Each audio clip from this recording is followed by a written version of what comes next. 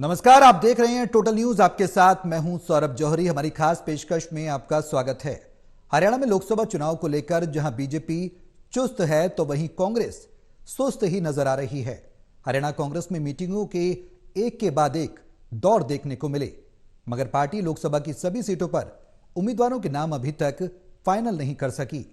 जानकारी यह है कि पार्टी 3 सीटों पर उम्मीदवारों के नाम लगभग तय कर चुकी है। वो सीटें हैं रोहतक, सिरसा, अंबाला। वहीं 6 बची सीटों पर आज होने वाली कांग्रेस केंद्रीय चुनाव समिति की बैठक भी पार्टी अध्यक्ष खड़गे के अस्वस्थ होने के चलते टल गई। पार्टी में एसआरके और हुड्डा गुट की गुटबाजी भी बरकरार है। जानकारी यह भी है कि टिकट के लिए दबाव की राजनीति भी जोर पकड़ रही है। अब सवाल यह है कि अगर यह गुटबाजी जारी रही तो कहीं कांग्रेस का डिब्बा ही गोल ना हो जाए।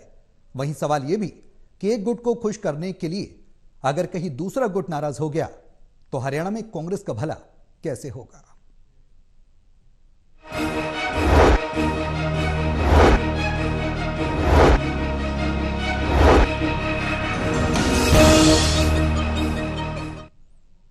तो कांग्रेस आज के दौर में अगर बात की जाए तो गुटबाजी के उस पर्याय बन चुकी है जिसमें पार पाना पार्टी के लिए एक चुनौती बना हुआ है। ऐसे में कांग्रेस में जो उम्मीदवार हैं लोकसभा सीटों को लेकर वो कब तक फाइनल हो पाएंगे, यह कहना फिलहाल अभी कुछ भी असमंजस जैसी स्थिति ही लग रही है। कब फाइनल होंगे, कब पार्टी रणनीति बनाएगी, कब बीजेपी को चुनौती देगी, तमाम ऐसे सवाल हैं। और अगर आंतरिक गुटबाजी ही इतनी ज्यादा बढ़ गई है तो पार्टी के सामने क्या आंतरिक चुनौती बड़ी नहीं विपक्ष की तुलना में, यह भी सवाल है। इन तमाम सवालों के जवाब तलाशेंगे अपने सहयोगियों के साथ। उनका तारुफ मैं आपसे करा दूं। हमारे साथ तमाम सहयोगी हमारे मौजूद हैं। एसोसिएट एडिटर हैं स्टूडियो से प्रदीप कुमार, हिसार से एसोसिएट एडिटर है डॉक्टर महेश कुमार, और पानीपत से एसोसिएट एडिटर हैं देवेंद्र कथुरिया, और वरिष्ठ पत्रकार वीरेंद्र सोनी जी। आप सभी के साथ मैं चर्चा को आगे बढ़ाऊंगा, लेकिन उससे पहले एक रिपोर्ट दिखाते हैं, फिर करेंगे चर्चा की शुरुआत।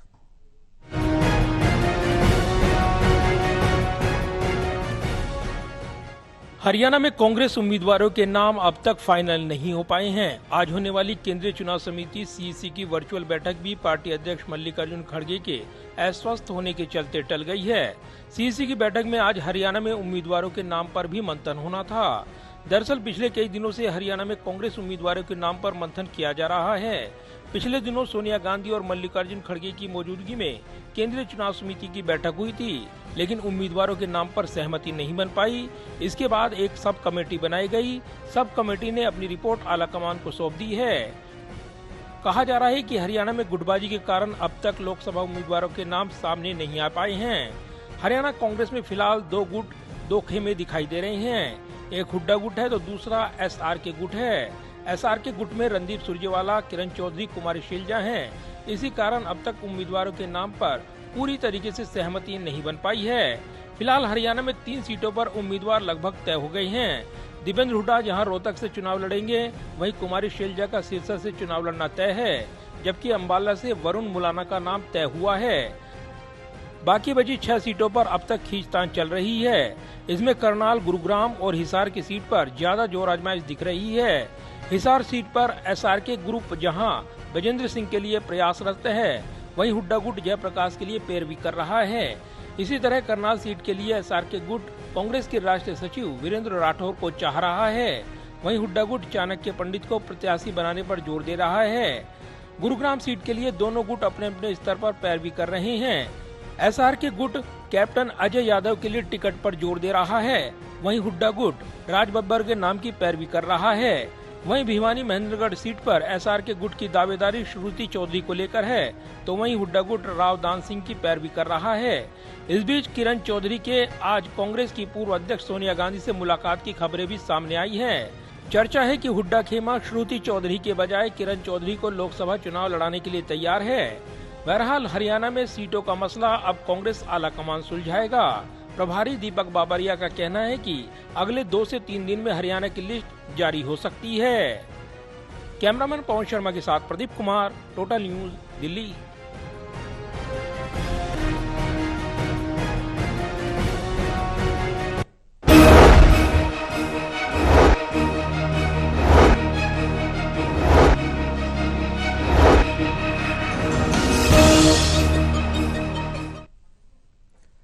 तो समीकरण आप समझ गए होंगे, ये मेरा, ये तेरा और ये मेरा। अब तेरा मेरा के बीच में कहीं कोई और बाजी न मार जाए। प्रदीप जी, गुटबाजी लगातार जारी है, तेरा मेरा की कहानी चल रही है हरियाणा कांग्रेस के अंदर। और ऐसे समय पर जब चुनाव में उम्मीदवारों के नाम फाइनल होनी चाहिए, उसके बाद समीकरण भी सजाने होते हैं, बड़ी चुनौती है। कांग्रेस का गेम बिगड़ सकता है अगर इस तरह की गुटबाजी रही।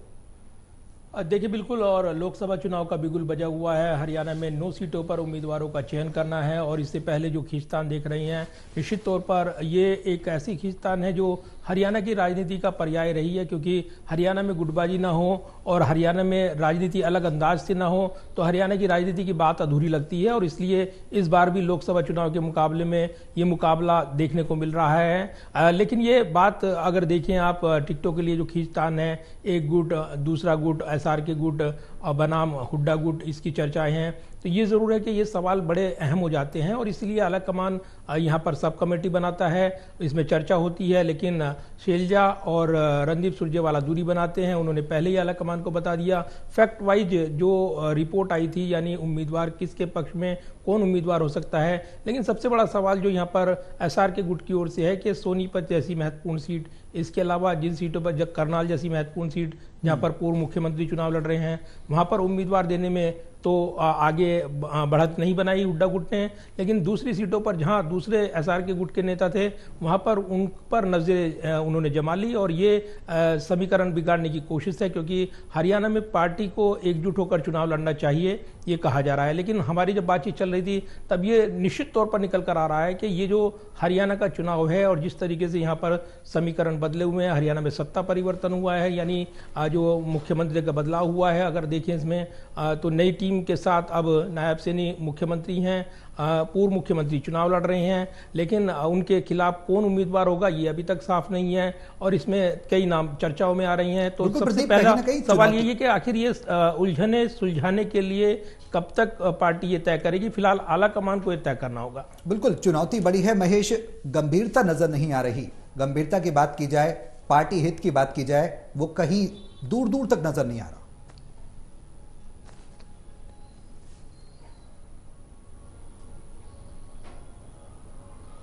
देखिए, लगातार कांग्रेस पार्टी को लेकर ये बात कही जा रही थी कि इस बार जिताऊ उम्मीदवार को ही कांग्रेस पार्टी अपना टिकट देगी। ये नहीं देखेगी कि नेता का कद क्या, ये नहीं देखेगी कि वो किस परिवार से है। लेकिन अब भी वो परिस्थितियां, उस तरह की जो दावे किए जा रहे थे, वैसे हालात टिकटों के फैसले को लेकर कांग्रेस पार्टी में देखने को नहीं मिल रहे। लगातार ये बात कही जा रही थी कि अलग अलग एजेंसी से राहुल गांधी सर्वे करवा रहे हैं, अपनी रिपोर्ट यहां पर लेने की कोशिश कर रहे हैं। अगर सर्वे करवाए गए थे तो इस तरह का फैसला लेने में परेशानी क्या थी? अगर दो गुट अपने अपने कैंडिडेट्स को सामने रखते हैं तो आप अपने सर्वे के डाटा से मैच कीजिए और देखिए कि दोनों में से कौन मजबूत है, उसी को टिकट थमाने का काम करिए। यहां पर चूंकि केंद्रीय नेतृत्व बेहद कमजोर है, तो ऐसे में इस स्थिति का फायदा यहां पर दोनों ही गुटों की तरफ से उठाया जा रहा है। चाहे भूपेंद्र सिंह हुड्डा के ग्रुप की बात की जाए और चाहे एसआर के ग्रुप की बात की जाए, बेहद ही आसान स्थिति बनती है अगर राहुल गांधी के पास अपना सर्वे होता और तमाम जो कैंडिडेट, जो मजबूत कैंडिडेट्स का जिक्र यहां पर किया जा रहा है, एसआर के ग्रुप का एक कैंडिडेट होगा और भूपेंद्र सिंह हुड्डा एक कैंडिडेट होगा। दोनों ही कैंडिडेट्स में जो सबसे मजबूत है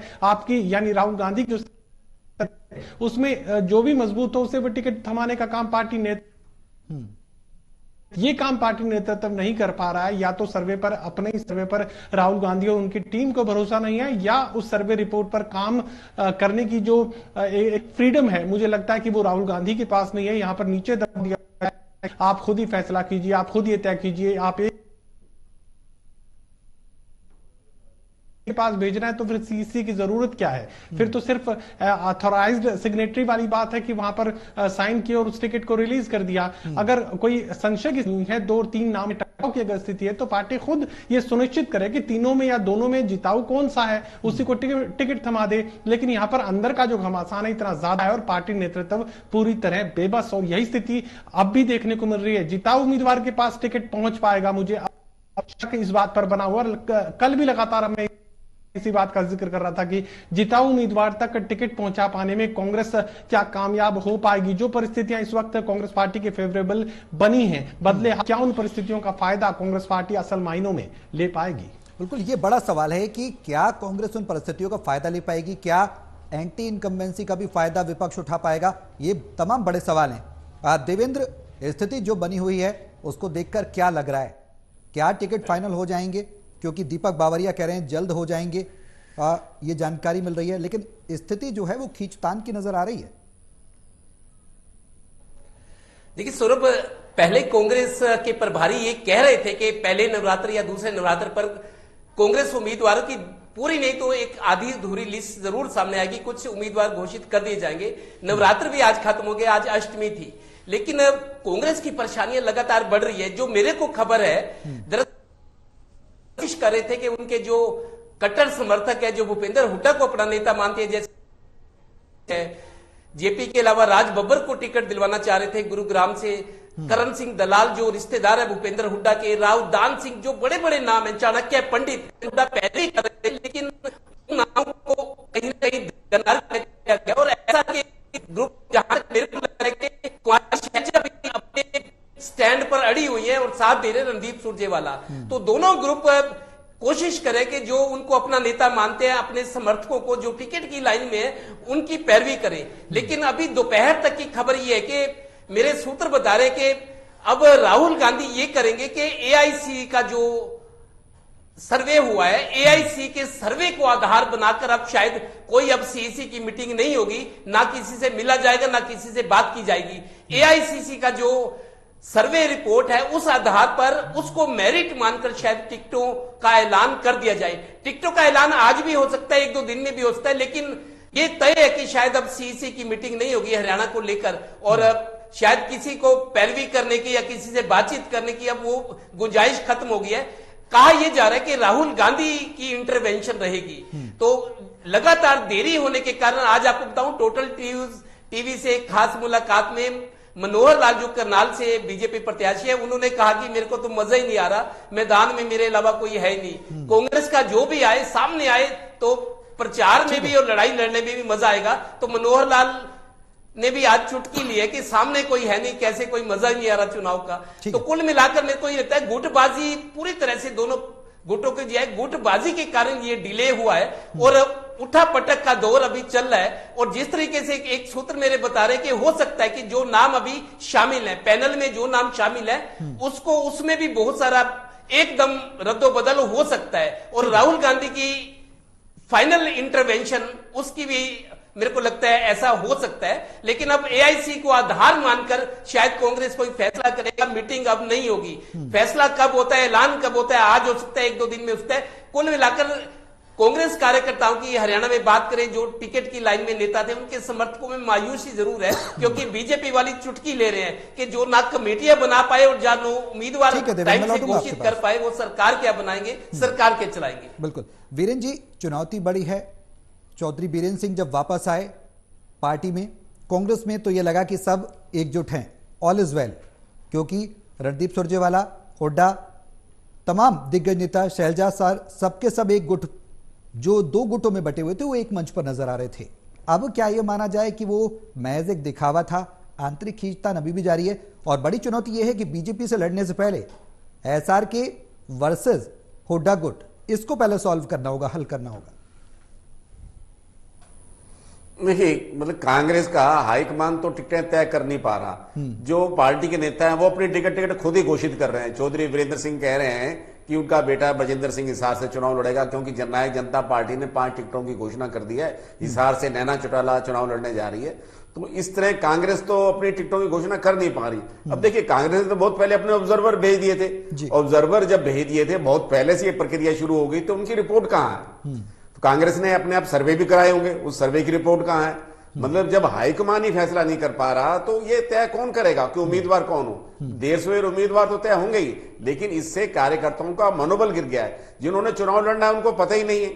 आप उम्मीदवारों की घोषणा छोड़ दीजिए, क्या कोई जो कांग्रेस के अध्यक्ष हैं वो दिल्ली में बैठे हैं, जो 4 कार्यकारी अध्यक्ष हैं वो कहां हैं? मतलब संगठन के स्तर पर तो कुछ हो नहीं रहा। भारतीय जनता पार्टी में ऐसा तो हो रहा है कि कमल जो है, चेहरा है, कमल के निशान पर चुनाव लड़े जा रहे हैं, मोदी जी के नाम पर लड़े जा रहे हैं। कांग्रेस में तो कहीं कोई गतिविधि नहीं है, सारी गतिविधियां दिल्ली में है। तो मतलब जो अपने संसदीय क्षेत्र में जो प्रचार होना चाहिए था, जो कार्यकर्ताओं की ड्यूटी लगानी चाहिए थी, जो कार्यकर्ता तैयार किए जाने थे, जो चुनाव की व्यवस्थाएं होती हैं, वो तो कांग्रेस की कोई है ही नहीं। मतलब कांग्रेस तो कहीं तरह से तैयार नहीं है। उम्मीदवारों की बात तो छोड़िए, उम्मीदवार तो दिल्ली में तय हो रहे हैं, बाकी संसदीय क्षेत्र में क्या हो रहा है? जो बड़े बड़े नेता हैं वो अपने अपने क्षेत्र में अपनी रैलियां कर रहे हैं। जी। मतलब पार्टी के दृष्टिकोण से देखा जाए, पार्टी के स्तर पर, संगठन के स्तर पर घर घर कांग्रेस, हर घर कांग्रेस कहां है? कांग्रेस के सिर्फ अखबारों में पंपलेट डाल देने से, विज्ञापन दे देने से क्या घर घर कांग्रेस पहुंच जाएगी? मतलब कांग्रेस के नेताओं का तो लोगों का संपर्क ही नहीं है, कोई गतिविधि नहीं है, सरकार की विफलताओं की चर्चा नहीं है, कोई संपर्क नहीं कर पा रहे। तो इसलिए कांग्रेस की स्थिति तो बड़ी भिन्न है। अब कांग्रेस तो यही तय नहीं कर पा रही किस जातीय का कहां से चुनाव लड़ेगा। जाति निर्धारण नहीं हो रहा, जाति समीकरण क्या रहेगा ये तय नहीं हो रहा। मतलब कांग्रेस में तो कहीं कोई है ही नहीं, कुछ सरकार क्या मुकाबला करेगी भारतीय जनता पार्टी से। वीरेंद्र जी, कहीं ना कहीं ये चुनौती पार्टी के लिए आने वाले समय में बन सकता है, क्योंकि गुटबाजी एक तरफ है, दूसरी तरफ नेतृत्व जो है उसकी कमजोरी देखने को मिल रही है। महेश ने भी, देवेंद्र ने भी जिस तरीके से जिक्र किया, नेतृत्व, शीर्ष नेतृत्व की अगर बात की जाए वो मजबूत होना चाहिए, तो सियासी नफा नुकसान पार्टी को हो सकता है आने वाले समय में। बिल्कुल, देखिए जनता तो मौका देना चाहती थी कांग्रेस को, लेकिन कांग्रेस मौका लेना नहीं चाहती। मतलब कांग्रेस की तैयारी नहीं है। मतलब जनता तो चाहती है कि विपक्ष मजबूत हो, कांग्रेस के अच्छे चेहरे आए, मुकाबला हो, और जनता भी देखना चाहती है ताकि सत्तारूढ़ दल का ही एकाधिकार ना रहे, वर्चस्व ना रहे। लेकिन कांग्रेस तो स्थिति को बुराने के लिए नहीं, कांग्रेस ने पूरी तरह अभी तक तो ऐसा लग रहा है कि समर्पण ही कर दिया है, भारतीय जनता पार्टी के सामने समर्पण ही कर दिया है। अगर कांग्रेस के नेताओं ने सबक नहीं सीखा, पर आपसी गुटबाजी में उलझे रहे तो क्या होगा? अगर गुटबाजी रहेंगे तो कोई भी नहीं रहेगा, ना एसवाईआर के ग्रुप रहेगा, ना हुड्डा ग्रुप रहेगा, कोई ग्रुप ही नहीं रहेगा। तो भारतीय जनता पार्टी के लिए सत्ता की राह आसान हो जाएगी। लेकिन जनता चाहती है, जनता मौका देना चाहती है, और कांग्रेस इस स्थिति को बुराना नहीं चाहती, किसी का मौका नहीं लेना चाहती। कांग्रेस तो लगता है कि विपक्ष में रहने की अब आदी हो गई है, और वो लगता ही नहीं कि सत्तारूढ़ दल की तरफ बढ़े, क्योंकि कांग्रेस का तो कोई चेहरा ही नहीं है। राहुल गांधी कोई प्रधानमंत्री पद का चेहरा ही नहीं है। कांग्रेस किस मुंह से वोट मांगेगी? मतलब जो कांग्रेस के प्रत्याशी होंगे, अगर वही मजबूत नहीं होंगे, वही चुनाव लड़ने के लिए गंभीर नहीं होंगे, और उनको पता ही नहीं कौन सा प्रत्याशी तय होना है। जितने भी प्रत्याशी हैं उनकी स्थिति बड़ी वो है, जो दावेदार है अपने कार्यकर्ताओं को क्या जवाब दे? नित्य प्रतिदिन मामला लटकता जा रहा है। तो इसलिए कांग्रेस हाईकमान का ही उतना दोषी है। हम एसआर के या हुड्डा ग्रुप पर ही सारा दोष नहीं दे सकते। हाईकमान को एकमत होकर दृढ़ता के साथ निर्णय करना चाहिए था। बिल्कुल। अब चुनौती कई है कांग्रेस के सामने प्रदीप, जो स्थिति बनी हुई है, दबाव की राजनीति पार्टी के अंदर खाने देखने को मिल रही है। चुनौती बड़ी है आला कमान के सामने, कमजोर नेतृत्व इस बात को तस्दीक करता है। लेकिन इस चुनौती को किस तरीके से भुनाया जाए, किस तरीके से इस समस्या को सॉल्व किया जाए?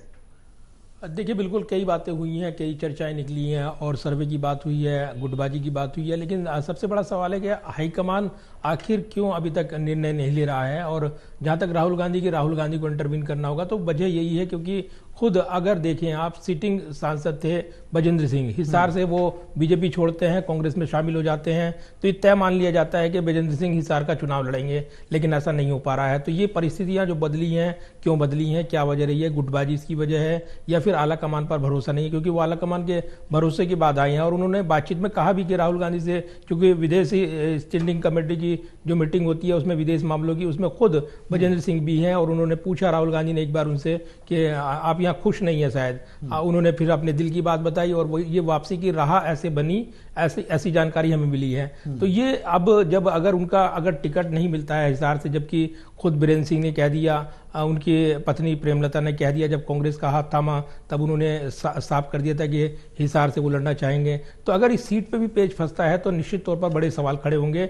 जेपी कई चुनाव हार चुके हैं, ये उनके विरोध में बोला जा रहा है हिसार के गुट की ओर से। ऐसे में वो भी उनकी पैरवी कर रहे हैं। तो बड़े सवाल हैं, गुटबाजी से निपटना, और दूसरा एकजुट होकर कांग्रेस को आगे लाना। अगर इसमें देरी होती है तो निश्चित तौर पर इसका नुकसान कांग्रेस को उठाना पड़ेगा, बीजेपी को फायदा होगा। ठीक है महेश, जो आगामी रणनीति है वो पार्टी को किस तरीके की रखनी होगी? अभी तक तो देखने को कुछ नहीं मिला। उम्मीद यही की जा रही थी कि अब फाइनल होगा, नाम अब फाइनल होगा, अब फाइनल होगा। दीपक बावरिया ने कह दिया 2-3 दिन में फाइनल हो जाएगा। आगे क्या लग रहा है?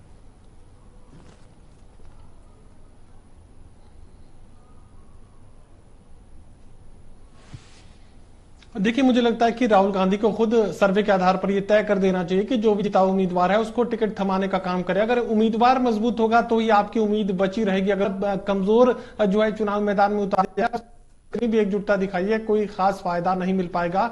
चुनाव में हार का सामना कांग्रेस पार्टी को करना पड़ेगा। अगर सबसे मजबूत उम्मीदवार को कांग्रेस पार्टी ने चुनाव मैदान में बीजेपी के सामने नहीं खड़ा किया तो उसके बाद की जो परिस्थितियां वो कांग्रेस पार्टी के हाथ में नहीं रह जाएंगी। उसके बाद वोटर देवता फैसला करेगा कि कौन सांसद वो बनाएंगे, किसे सांसद वो बनाएंगे, किसे जिताकर दिल्ली तक वो पहुंचाएंगे। फिलहाल अभी तक बात जो है, गेंद जो है कांग्रेस पार्टी के पाले में है। कांग्रेस पार्टी जिताऊ अगर दाव खेलती है तो फिर यहां पर फायदे का सौदा कांग्रेस पार्टी के लिए साबित हो सकता है। अब अंदर के गुटों के फैसले चाहे जो भी हो, लेकिन राहुल गांधी अगर जिताऊ उम्मीदवार को टिकट थमा दे तो फिर मुकाबला बेहद दिलचस्प हो सकता है। और मुझे लगता है कि इसमें अंतिम और आखिरी जो फैसला है वो राहुल गांधी को करना चाहिए। सिफारिशें सबकी सुने, जो सबसे मजबूत उम्मीदवार जो है जिताऊ उम्मीदवार साबित हो सर्वे के आधार पर, अलग अलग सर्वे रिपोर्ट्स के आधार पर, उसी को ये टिकट थमा दे और उसके बाद जो जनादेश सामने आना है कांग्रेस के लिए ये स्थिति सबसे फायदेमंद साबित हो सकती है। ठीक है देवेंद्र, क्या आज के दौर में अगर आज की स्थिति की कांग्रेस की बात की जाए तो बीजेपी को टक्कर देने की स्थिति में है पार्टी, और अगर नहीं है तो कितनी एक्सरसाइज किस किस कदम पर करने की जरूरत है? देखिए सौरभ, मैं ये कहूंगा लोगों में रुझान है, कांग्रेस की बात हो रही है बहुत सारे लोगों से। मैंने एक पुलिस कर्मचारी के मुंह से सुना कि कांग्रेस के चांसेस है, कांग्रेस बाउंस बैक कर सकती है। अब लोकसभा चुनाव में जितना डिले, जितनी गलतियां कर दी है कांग्रेस ने, कम से कम समय रहते उनको सुधार ले। लोगों में कांग्रेस की चर्चा है और बीजेपी भी मानती है कि मुकाबला है तो कांग्रेस बीजेपी का आमने सामने का है, बाकी कोई दल नहीं है। तो कांग्रेस के नेताओं को, गुटों में बटे नेताओं को समझ लेना चाहिए कि अगर ये बाजी उनके हाथ से निकल रही है या कांग्रेस अच्छा प्रदर्शन नहीं करती तो सीधा असर इसका विधानसभा पे पड़ने वाला है। और विधानसभा पे नेताओं पर नहीं, उनके बेटों पर, उनके परिवार पर, जिनके बारे में सोच रहे हैं कि मेरा बेटा, मेरा भतीजा, मेरी पत्नी चुनाव लड़ेगी, तो अगर ये अच्छा मौका लोकसभा का कांग्रेस जाया कर देती है अपनी गलतियों से, तो विधानसभा की राह भी मेरे को लगता है मुश्किल हो जाएगी। और कांग्रेस को जल्द से जल्द अपनी इस गलतियों को दुरुस्त करना चाहिए और मजबूती के साथ बीजेपी का मुकाबला करना चाहिए, ताकि प्रदेश के लोगों को भी लगे कि सत्ता पक्ष ही नहीं विपक्ष भी मजबूत है, तो उनको भी वोट डालने में, प्रचार सुनने में, नेताओं की दलीलें सुनने में मजा आएगा। वीरेंद्र जी, लास्ट कमेंट में आपसे लेना चाहूंगा, स्वयं का स्वार्थ क्या पार्टी के स्वार्थ से नीचे नहीं रहना चाहिए? पार्टी स्वार्थ ऊपर नहीं रहना चाहिए? हर नेता को यह नहीं सोचना चाहिए कि पार्टी के हित में क्या फैसले होंगे? पार्टी को एकजुट करने के लिए, मजबूत करने के लिए कांग्रेस को फिलहाल बहुत ज्यादा काम करने की जरूरत है। इस बार सभी तो मुख्यमंत्री बनना चाहते हैं, मुख्यमंत्री पद की, मतलब अगर कांग्रेस फैसले मल्लिकार्जुन खड़गे की बजाय राहुल गांधी को करने पड़े तो कांग्रेस अध्यक्ष की क्या हैसियत है? तो मतलब ये देखिए कि कांग्रेस के जो है वो भारतीय जनता पार्टी से मुकाबला करने के लिए कहां खड़ी है। भारतीय जनता पार्टी के पास तो मोदी चेहरा है, मोदी के नाम पर वोट मांगेगी, लेकिन कांग्रेस को मोदी से मुकाबला नहीं कर सकती। कांग्रेस तभी जीत सकती है वो हरियाणा में सत्ता विरोधी भावना को उजागर करे, उससे असंतोष को बुलाने का प्रयास करे, क्योंकि राजस्थान में इतने 9 वर्ष तक मनोहर लाल जी का शासन रहा है। इसको बुराने के लिए अगर कांग्रेस इस पर ध्यान केंद्रित करेगी तो कांग्रेस का इसमें लाभ हो सकता है। कांग्रेस की स्थिति इसमें कुछ अवश्य सुधार मिलेगा अगर वो राज्य सरकार की विफलताओं पर ही ध्यान केंद्रित करेगी। चलिए, बहुत शुक्रिया आप सभी का हमारे साथ इस चर्चा में शामिल होने